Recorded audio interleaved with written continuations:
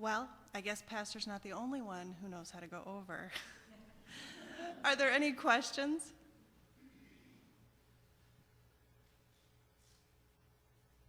No? If not, then I'll turn it back over. I have a question or two about this. Oh, sure.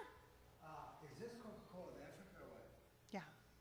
Is it really? That actually is like a Sprite. The Crest bottle is the similar, Coca-Cola produces them. There is a bottling company, Coca-Cola has a bottling plant in Kasumu, and that is kind of a little bit of a ginger ale. That we did not find any, I collect the bottles, for those of you that see it. I collect bottles every time I travel to a different country. And those are the two most popular drinks that they drink if they're going to buy soda. It's really the only thing cold. All their water's warm. So if they're going to go get a cold drink, they're going to buy a soda. But this takes me back to my childhood because in third world countries you get glass bottles. You do. You do. That was kind of hard coming back because they didn't want me to take them on the airplane for some reason. They think that's dangerous. So They thought we were terrorists. we had to check it in. Can you comment on this outfit? Yeah, that was the dress she made.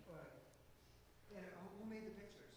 Who painted the pictures? One of the guys, the older workers at the boys' home where we were, he painted those, and he just had them in the throwaway pile. And I said, would you mind if I kept these and take them home to remember to pray for you guys working here? He said, sure, take them home. So that's what was in their trash.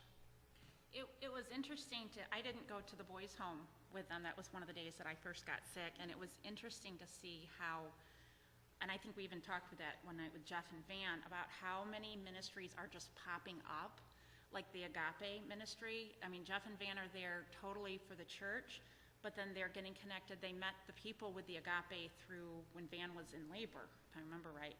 So there are several other ministries. There was a ministry that they happened on when we tried to go out and do some sightseeing, and another ministry for, was it for boys? Older men. The farm.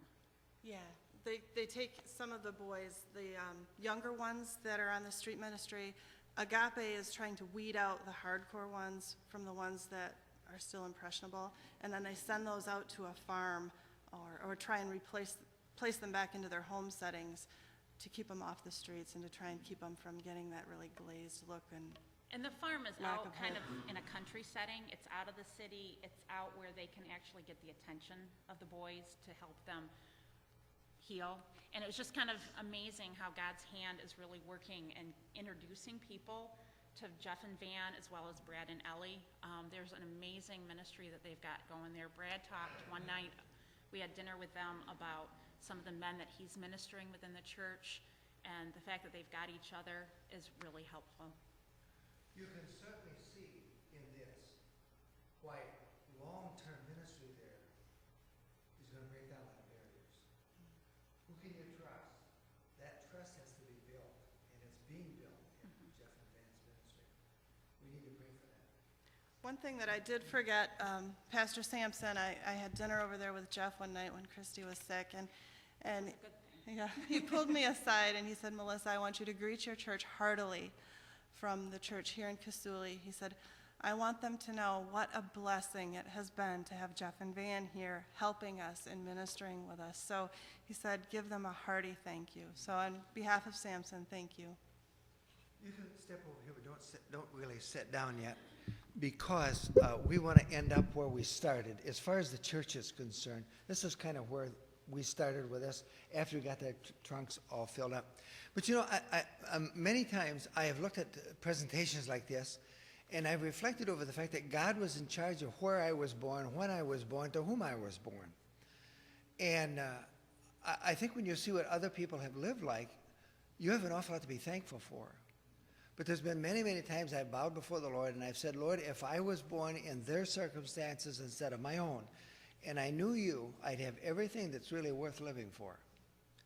And so if they know the Lord, they've got everything that's really valuable in whatever you have. So people need the Lord. Let's stand. This is where we started.